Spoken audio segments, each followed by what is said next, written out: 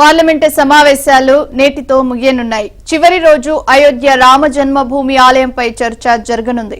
Doctor Satyapal Singh, doctor Srikanth, Eknath Shinde చర్చను ప్రారంభించనున్నారు. స్వల్పకాలిక చర్చ కింద రామాలయం, బాలరాముని విగ్రహ ప్రాణప్రతిష్ఠపై డిబేట్ జరగనుంది. రాజ్యసభలో మధ్యాహ్నం ఇదే అంశంపై చర్చ ఉండనుంది.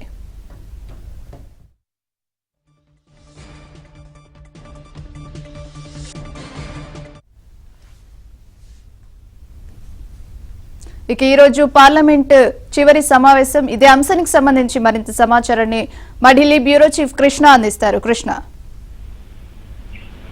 ప్రియాంక, ఎన్డీఏ 2కి ఇవే చివరి పార్లమెంట్ సమావేశాలు. ఈ పార్లమెంట్ సమావేశాలు చివరి రోజు ఈ రోజు అవుతుంది. అయితే నిజానికి నిన్ననే ఈ పార్లమెంట్ సమావేశాలకు చివరి రోజు కావాల్సి ఉంది, కానీ ఒక రోజు ఎక్స్టెండ్ చేశారు. ఈ రోజు ఎక్స్టెన్షన్ చేసినప్పుడు ఎవరికి కూడా ఎందుకు ఎక్స్టెన్షన్ చేశారు అన్న విషయం పైన ఎవరికి కూడా ఒక అవగాహన లేదు. కానీ రామ మందిరం పైన కేవలం రామ మందిరం ప్రాణ ప్రతిష్టకు సంబంధించిన అంశం పైన చర్చించడం కోసం ఈ ఒక రోజును పార్లమెంట్ ను ఉపయోగించుకుంటున్నారు. చివరి రోజు ఈ పార్లమెంట్ లో ఈ జై శ్రీరామ్ నినాదాలు రాబోతున్నాయి. లౌకిక రాజ్యం, లౌకిక దేశం అని చెప్పుకుంటున్నటువంటి పార్లమెంట్ లో శ్రీరామునికి శ్రీరామునికి సంబంధించినటువంటి దీనిపైన ఈ యొక్క చర్చను అలౌ చేయడం అన్నది సబబు కాదు అన్నది కాంగ్రెస్ పార్టీ నేతలు, అదేవిధంగా ప్రతిపక్షాలు చేస్తున్నటువంటి వాదన. దీనిపైన ఈ చర్చలో పాల్గొనాలా లేదా అన్న దానిపైన కూడా ఈ రోజు కాంగ్రెస్ పార్టీతో పాటు ఇండియా కూటమి పార్టీలన్నీ కూడా పార్లమెంట్ లో ప్రతిపక్ష నేత అయినటువంటి మల్లికార్జున ఖర్గే కార్యాలయంలో సమావేశమవుతున్నాయి.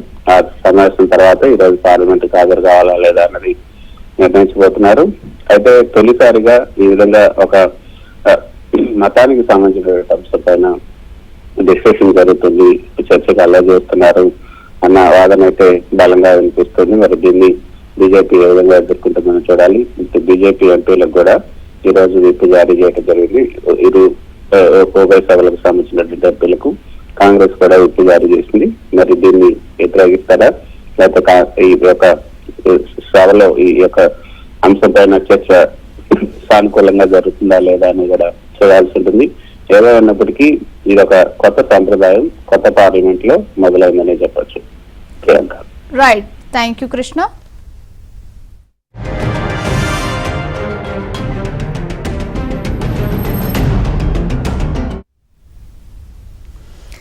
ఆంధ్రప్రదేశ్ లో జరుగుతున్న ఆర్థిక అక్రమాలపై టీడీపీ ఎంపీ రామ్మోహన్ నాయుడు లోక్సభలో గట్టిగా నిలదీశారు. A1 ఆంధ్రప్రదేశ్ లో A2 రాజ్యసభలో కూర్చున్నారు అని ఆరోపించారు. ఇలాంటి వారు పాలన సాగిస్తే ఎలా అని ప్రశ్నించారు. కేంద్ర ప్రభుత్వం ఫాస్ట్ ట్రాక్ కోర్టులు ఏర్పాటు చేసి అవినీతి పరులపై వేగంగా చర్యలు తీసుకోవాలని ఆయన సభలో డిమాండ్ చేశారు. ఆర్థిక మంత్రి నిర్మలా సీతారామన్ విడుదల చేసిన శ్వేతపత్రంపై ఆయన ఈ వ్యాఖ్యలు చేశారు.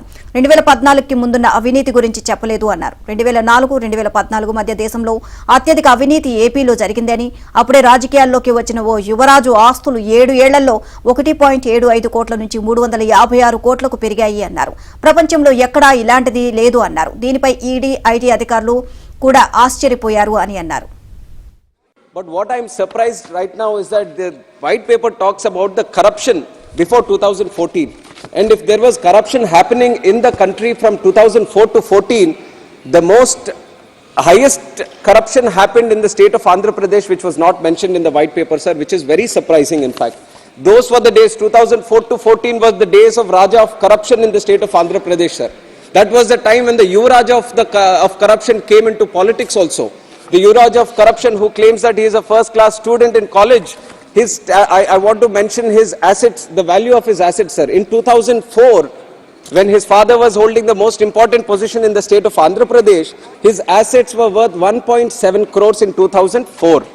And from 2004 to 2011, his increase in assets, sir, is stupendous, 356 crores. In 7 years, from 1.7 crores to 356 crores, you know the amount of increase, sir?